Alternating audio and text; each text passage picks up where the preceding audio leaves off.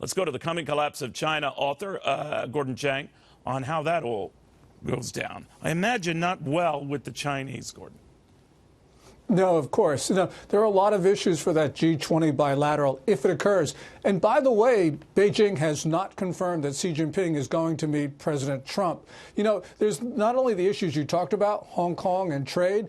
Now you've got Xi Jinping going to North Korea this week. Right. And I'm sure he's doing that to dangle cooperation on nuclear matters, to get concessions on trade. This is going to be the meeting of all meetings. The Hong Kong unrest, and obviously the Hong Kong chief executive, Carrie Lam, she reversed that extradition order. She didn't end it, just suspended it. So it's possible it could come back.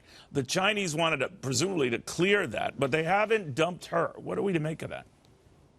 Well, they can't dump her right now, Neil. But the issue is she going to be around 6 months from now? And most people in Hong Kong believe she will go because there is view across the political spectrum that she is no longer viable as the chief executive of Hong Kong. And you can sort of understand why, because she has created one public relations disaster after another, and she's responsible for these enormous crowds that are hitting the streets of Hong Kong. We're told the president is perfectly happy, his words, to slap additional tariffs on China. Actually, Wilbur Ross, the Commerce Secretary, had said that.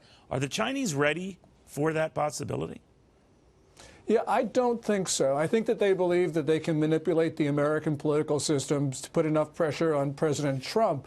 But, China right now has an economy which is crumbling. Could even have been contracting last month. We saw that with bellwether car sales down 16.4%, the 11th straight month of decline, the worst monthly decline ever. And imports were down 8.5% year on year, a real indication of declining domestic demand. This is an economy that is in severe trouble. They need the U.S. market desperately right now, Neil. Real quickly on China and this whole Hong Kong unrest, many have interpreted it was China blinked. But, you know China very, very well, and you know its history going back 30-plus years to Tiananmen Square. It's always in the eye of the beholder, and I'm wondering whether people are getting ahead of themselves. Yeah, all that Beijing did by suspending consideration of the extradition bill is to pause. They didn't withdraw it, as you pointed out. And until there's a withdrawal and until there is the resignation of Carrie Lam as chief executive, I actually think that this is just a tactical retreat, not a significant movement on the part of Beijing. They'll be back, but I don't think they can win this. There are just too many people on the streets.